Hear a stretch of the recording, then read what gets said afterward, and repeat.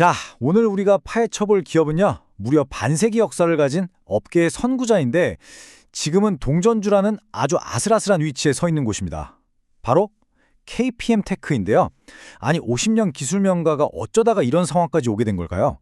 오늘의 이야기는 바로 이 질문에서 시작합니다. 이 회사가 어쩌다 이렇게까지 떨어졌는지, 그리고 이 속에서 혹시 반등의 기회는 없는지 우리가 한번 제대로 들여다보겠습니다. KPM 테크, 이 회사는요, 1971년부터 대한민국 표면 처리 산업의 역사를 거의 맨 앞에서 이끌어온 기업입니다. 그냥 오래되기만 한 게 아니라 끊임없이 첨단 기술 쪽으로 나아가려고 애써왔죠. 이 타임라인을 한번 보세요. 회사의 중요한 순간들이 다 보이죠? 도금약품 국산화라는 정말 탄탄한 기술력으로 시작해서 코스닥 상장까지 했고요. 최근에는 뭘 만들었냐면 차세대 반도체 기판에 머리카락보다도 얇은 회로를 새길 때 꼭 필요한 VCP라는 장비까지 개발해냈습니다. 기술력은 진짜 대단한데 지금 보시다시피 아주 중대한 재무적 기로에 서 있습니다. 자, 그렇다면 이 주식을 좋게 보는 사람들, 이른바 강세론자들은 도대체 뭘 보고 있는 걸까요? 왜 지금이 기회라고 목소리를 높이는 건지 그들의 이야기를 한번 들어보시죠. 강세론자들이 가장 먼저 주목하는 건 바로 이 숫자, 0.5배입니다. 이게 주가순자산 비율 PBR이라는 건데요. 쉽게 말해서 이 회사 자산 1,000원어치를 지금 500원에 살 수 있다는 뜻이에요.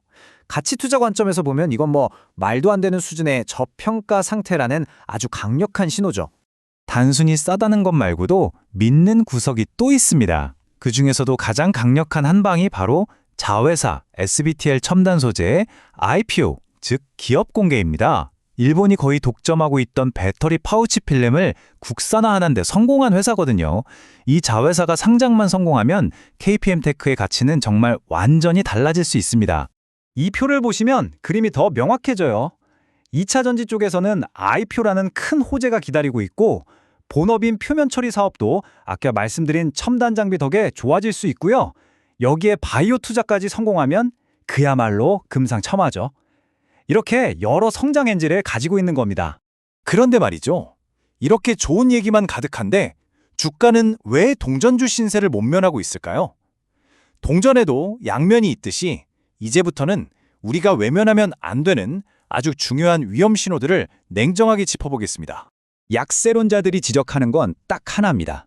화려한 기술력, 미래 성장성 다 좋은데 그래서 지금 돈은 벌고 있냐는 거죠. 바로 재무 건전성, 이 부분이 현재 주가를 짓누르는 가장 큰 돌덩이입니다. 이 재무제표가 정말 많은 걸 보여주는데요. 보세요. 작년 3분기까지랑 비교했을 때 매출이 무려 185%나 늘었어요. 엄청하죠? 그런데 이상합니다. 이익은커녕 손실폭이 오히려 더 커졌어요. 이게 무슨 뜻이겠어요? 장사는 열심히 하는데 남는 게 없다는 아주 심각한 수익성 문제를 보여주는 대목입니다. 리스크가 이것뿐만이 아닙니다. 이렇게 계속 적자가 나면요, 관리 종목에 지정되거나 최악의 경우에는 상장 폐지까지 갈 수 있는 위험이 있어요. 그리고 또 하나, 과거에 발행했던 전환사채라는 게 있는데 이게 좀 어려운 말이지만 쉽게 말하면 잠재적 폭탄 같은 거예요. 주가가 좀 오르려고 하면 나도 주식으로 바꿀래 하면서 시장에 쏟아져 나올 수 있는 물량이거든요. 주가 상승에 발목을 잡는 거죠. 자, 그럼 이제 어떻게 해야 할까요? 이렇게 기회와 위험이 너무나도 명확한 주식, 도대체 어떻게 다뤄야 할까요? 이제부터는 실전입니다. 자료에서 제시하는 매매 전략을 한번 살펴보겠습니다. 이런 변동성 큰 주식을 다룰 땐 기본 원칙이 정말 중요합니다. 절대 한 방에 모든 걸 걸면 안 돼요. 첫째, 분할 매수. 조금씩 나눠 사는 거죠. 둘째, 손절선은 생명선입니다. 예를 들어 190원이 깨지면 무조건 나온다는 식으로 칼같이 지켜야 해요.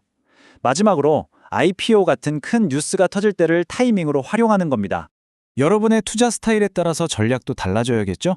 짧게 치고 빠질 단기 투자자라면 198원 근처에서 사서 220원을 1차 목표로 볼 수 있겠고요.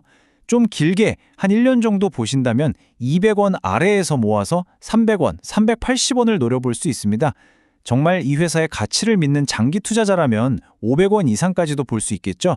하지만 어떤 경우든 180원 선이 무너지면 위험 신호로 봐야 한다는 점 꼭 기억하셔야 합니다. 자, 이제 결론을 내릴 시간입니다. 강세론과 약세론, 이 팽팽한 줄다리기 속에서 우리는 어떤 판단을 내려야 할까요?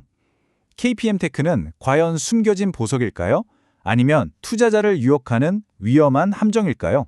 이 표가 지금까지의 모든 분석을 한눈에 요약해줍니다. 왼쪽에는 자산 가치 대비 너무나도 싼 가격과 IPO라는 강력한 한방이 있고요. 오른쪽에는 상장 폐지 가능성이라는 치명적인 리스크와 재무 불안정성이 떡하니 버티고 있습니다. 정말 동전의 양면 같죠? 그래서 자료에서 내린 최종 의견이 중립에서 매수입니다. 이게 무슨 말이냐면요.